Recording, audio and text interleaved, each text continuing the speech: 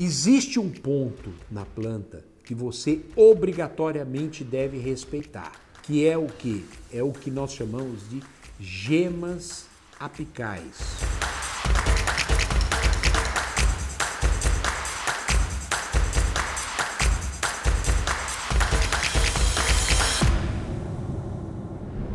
É como se fosse a junta do meu dedo. Você tem no dedo aqui a junta, normalmente mais grossa. Se você pegar um talo de qualquer gramínea que seja, de uma mombaça, e vier passando o dedo, você vai descobrir que existem uns nozinhos no talo. Ali está localizado uma gema apical, um meristema apical. O que é o meristema apical? É o tecido que dá origem à folha, que faz a folha crescer. A folha nasce de baixo para cima.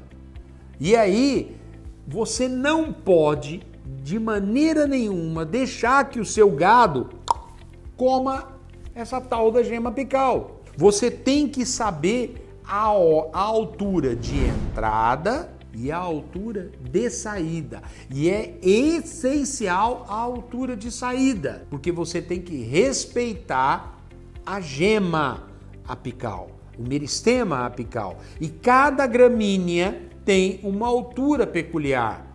Por exemplo, um mombaça, um pânico, ele tem a altura em torno da gema apical, em torno de 30 centímetros. Uma braquiária, em torno de 20 centímetros. Uma umidícula, em torno de 1,5 centímetro, 2 centímetros. Então, muda a altura de saída de acordo com a gramínea. É fundamental isso. Outro ponto importante, o que é? A gente tem as gemas basais. O que é a gema basal? É uma gema que vai provocar o perfilhamento da planta. A planta vai soltar brotos laterais.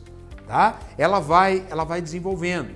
Principalmente as gramíneas de touceira fazem isso. Pelo menos uma vez ao ano, a planta desenvolve o tecido as gemas basais. Tá? É muito importante que o seu pasto perfile, porque se seu pasto perfilhar, ele vai fechando os espaços. E aí o que acontece?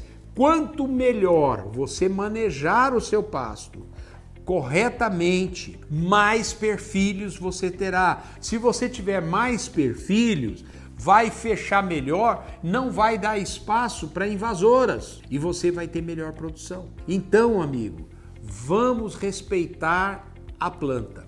Durante a época da chuva, a planta está com um crescimento muito rápido. À medida que nós vamos terminando o período de chuva, o que acontece? A planta está com pouca raiz e pouco tecido de reserva. Se você, nesses últimos 30 dias, fizer essa leitura e entrar com uma adubação à base de nitrogênio, existem 3 nutrientes, elementos que fazem raízes: cálcio, fósforo e nitrogênio. Se você entrar com um fertilizante ou de solo ou via foliar, a base de nitrogênio, um pouquinho de fósforo e também com promotores de crescimento, você ajuda a planta a produzir raízes. Para usar quando? Na seca. O que acontece na seca? A umidade existente no solo, ela vai baixando, vai ficando cada vez mais profunda. Tanto é que no Nordeste, o pessoal abre as famosas cacimbas, que é um buraco e a água lá embaixo tá a água. Quando a cacimba vai secando, ele vai aprofundando a cacimba, tá? Vai ficando mais fundo para pegar água. O poço, a mesma coisa. Então, o que acontece? Para que a sua planta pegue a umidade que não está mais a 30 centímetros, mas está a 1 metro de profundidade, ela precisa ter raízes chegando a 1 metro. Então, você tem que construir raízes para atravessar o período de seca. Como é que eu construo? Com esses promotores de crescimento ou com nitrogênio. A planta se estrutura e a partir daí ela entra num período de seca e toda vez que você retirar o gado rebaixar o capim, não mais vai morrer a raiz, porque o solo já está seco e ela precisa de uma quantidade maior de raízes. que vai acontecer? O gado vai baixando, diferentemente da época das águas. E aí, quando você chega no final da seca, preste atenção, no final da seca, o seu pasto vai estar baixo, com poucas folhas, mas com um sistema radicular profundo e bastante tecido de reserva. Bateu a chuva, o pasto explode, cresce, rebrota, rápido, ligeiro.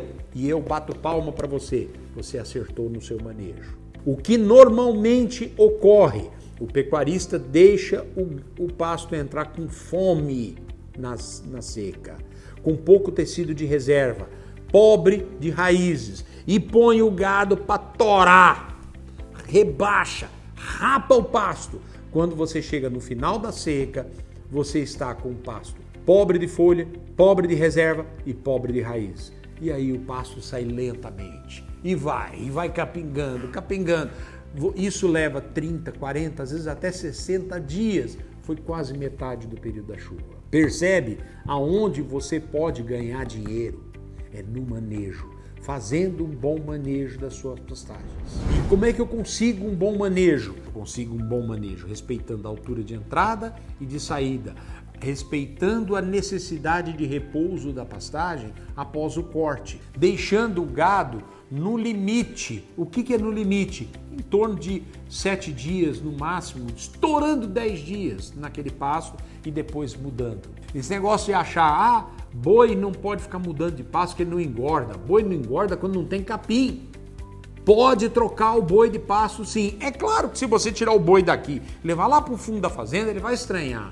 Mas se você tira ele daqui, põe no pasto do lado, depois põe no outro pasto do outro lado, depois põe no outro pasto do lado, depois volta para esse pasto, ele não vai estranhar coisa nenhuma, ele está vendo o lugar que ele está. Você está trocando ele periodicamente de um pasto que está mais ou menos para um pasto bom. Ele está comendo ponta de capim. Gente, isso é manejo.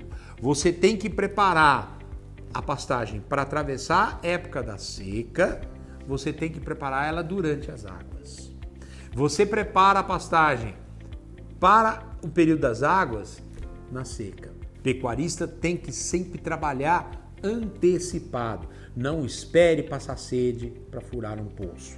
Começa a furar o poço antes da sede chegar. E é dessa forma que você tem que conduzir as suas pastagens, com diversificação, com bom manejo, respeitando a altura de entrada e de saída. Aí você realmente vai ter resultado na pecuária, ok? Eu espero que você tenha aproveitado esse vídeo e aplique.